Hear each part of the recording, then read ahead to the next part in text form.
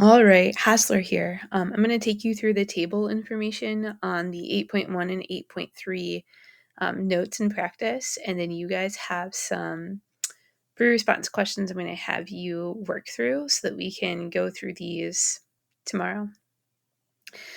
So AP likes to give you functions like we practiced yesterday and ask you a bunch of questions. AP also likes to give you tables. And it's a pretty equal mix that I have seen on past tests. And so I just want to make sure that you know how to deal with either. 7 says, and again, this is on the notes page. So you're on the back of the notes side. We had done 3, 4, 5, and 6 yesterday. You had to finish 5 and 6 for homework. And so number 7, the number of cars per hour passing an observation point along a highway is called the traffic flow rate, given by Q prime of t in cars per hour. So first of all, they're telling us that this function they're giving us is a rate. And I also know it's a rate because the units are in cars per hour. It says what quantity would be represented by the integral, the definite integral from t sub 1 to t sub 2 of q prime of t dt. Well, first of all, if I do the antiderivative of a derivative, those two things undo each other. I'll grab a different color here. And I'm going to be left with just that q function. But because the derivative technically is taken first and then the antiderivative, I'm technically evaluating that on this interval, which means that I would evaluate that q function. So I'm left with q. I would evaluate that q function at t sub 2 and subtract whatever you get when you evaluate the q function at t sub 1. Now it says what quantity is represented. This is my unpurring. I am unpurring the function, which means what I'm doing is I'm taking away that per hour. So this would represent the number of cars on the highway on the interval. And I'll just do the closed interval t sub 1, comma to t sub 2. Okay. So let's actually have some numerical values to work with. This is starting at time t equals 0. The flow rate of cars, so we had a rate, is recorded at 15-minute intervals for 2 hours. Estimate the number of cars using the highway during this 2-hour period of time using a midpoint Riemann sum with 4 equal subintervals. So our Riemann sums are coming back. They're not going away. And so remember with a Riemann sum, what you're doing is the area of a rectangle. And the area of a rectangle is base times height. The base is going to be that delta x, and the height is going to be the output.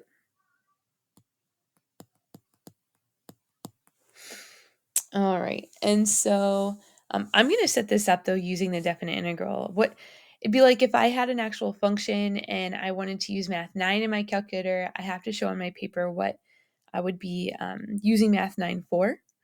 If I want to know the number of cars, estimate the number of cars on the highway, what I'm doing is I'm using a definite integral from 0 to 2, right, the first 2 hours, and I would be evaluating that definite integral for q prime of t, because that would get me q, which is the number of cars. And so this definite integral represents what I'm trying to find.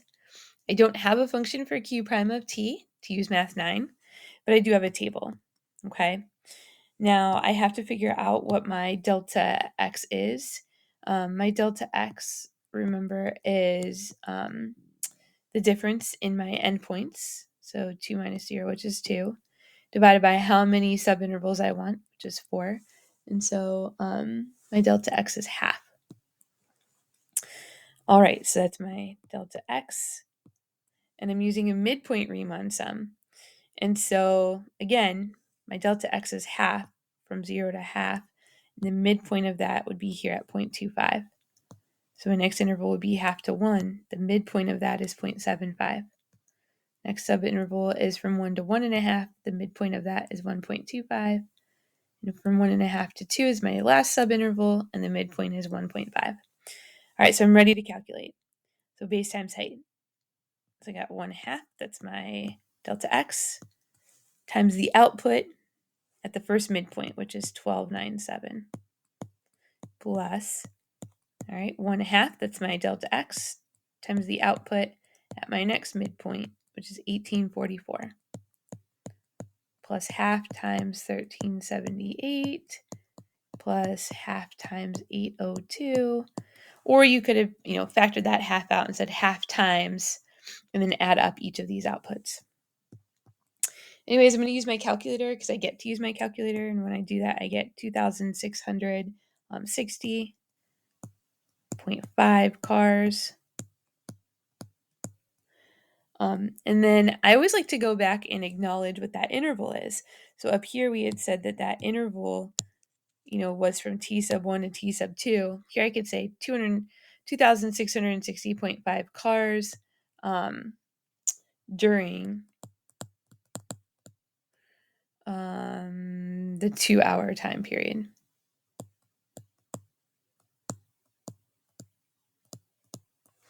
Oftentimes, like the examples yesterday, it will say from 9 a.m. to 11 a.m. So you would say during the 2 hours, or from 9 to 11.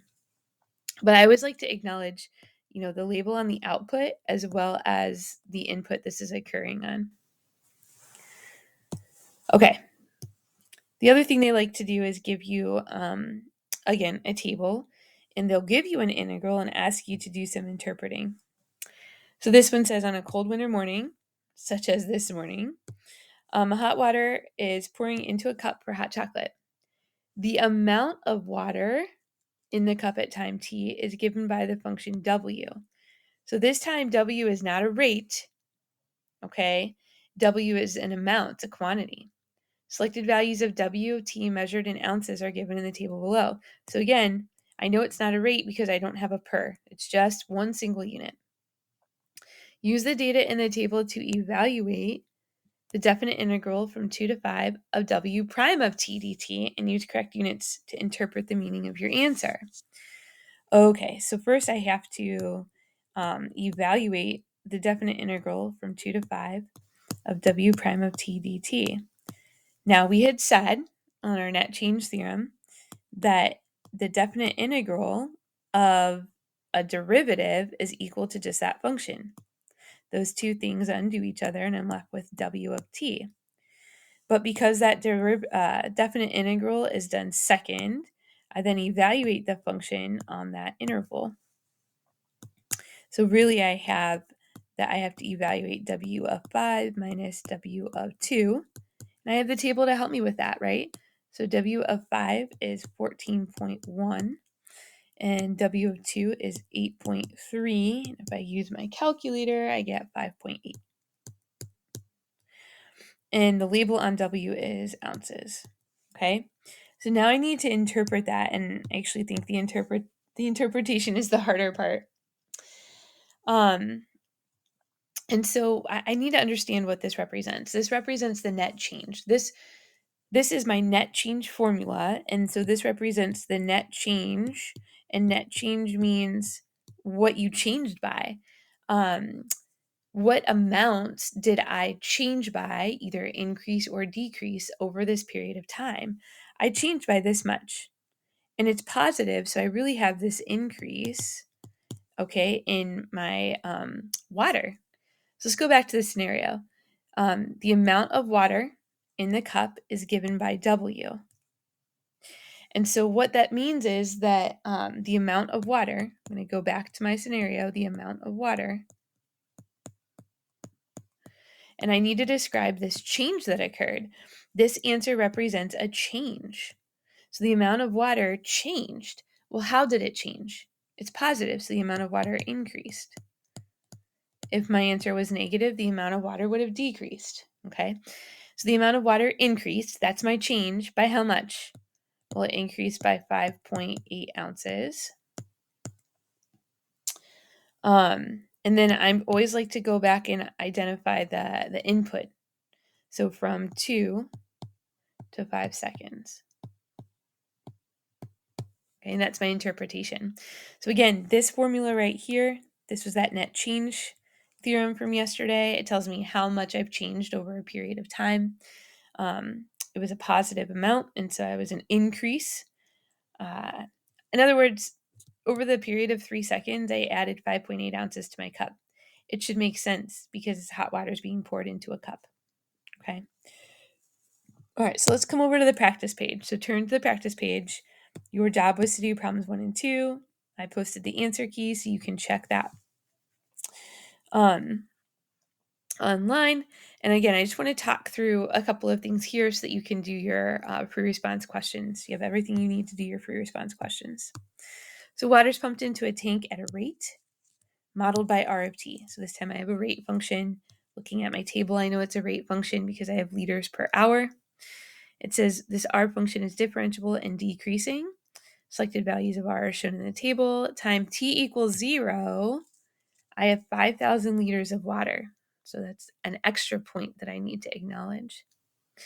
All right, A says, what does the definite integral from 0 to 8 of R of t dt represent? Well, R of t is a rate, and if I do the definite integral of that, I'm going to be unpurring. And so I'm going to be getting a quantity. And so what this represents is the amount of water. This is a quantity. And so it represents the amount of water.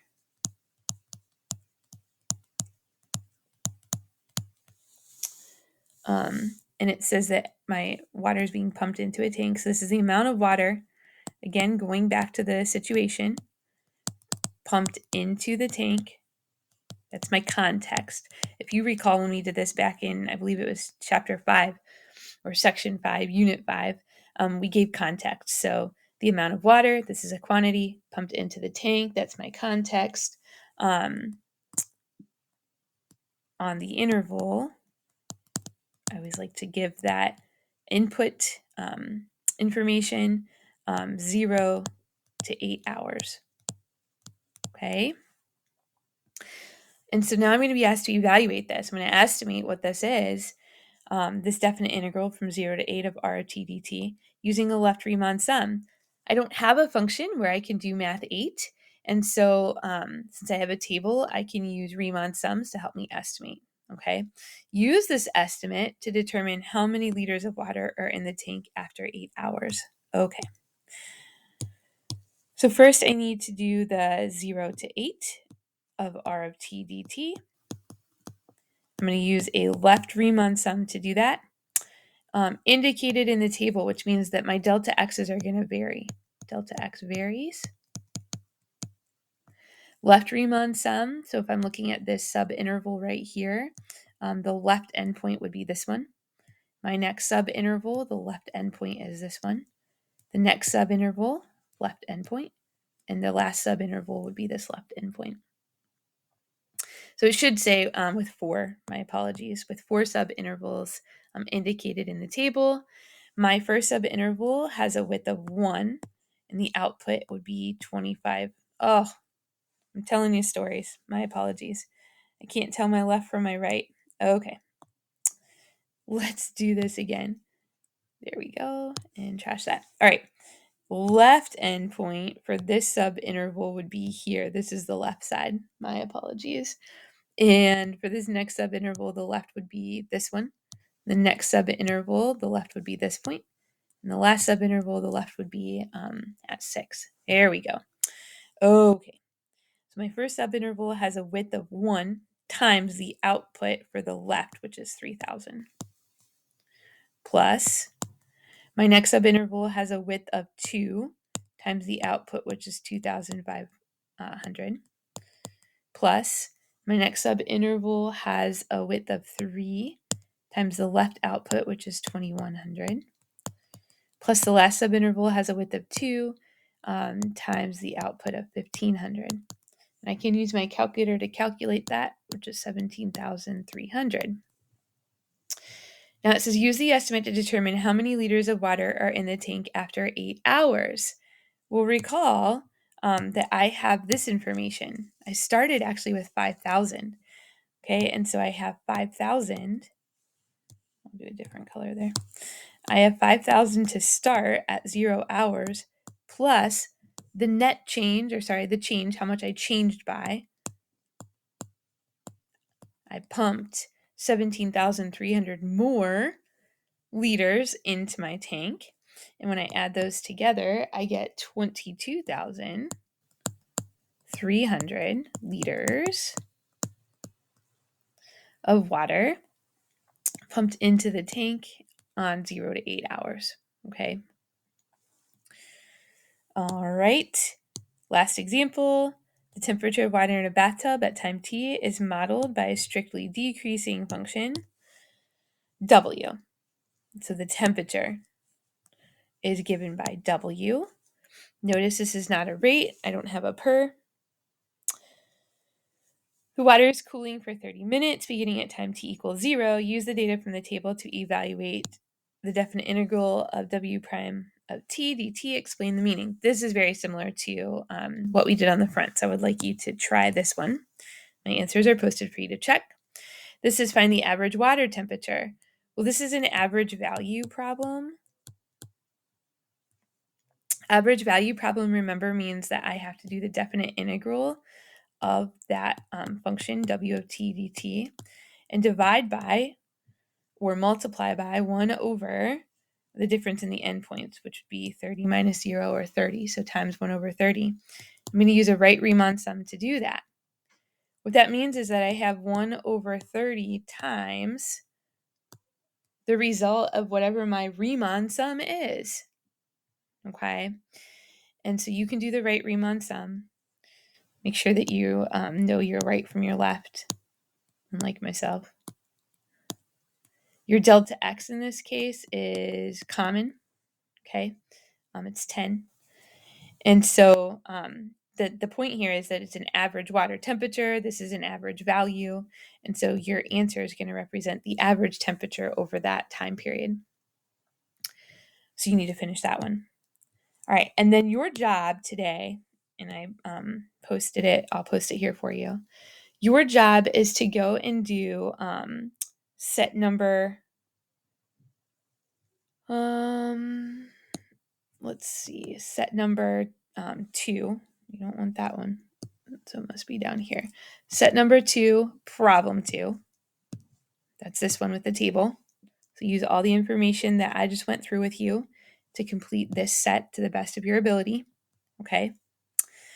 And set number 3, problem 1. Again, here's a table problem. You're going to complete just this problem to the best of your ability using the information from this video. Okay. And we'll go over this when I see you in class tomorrow.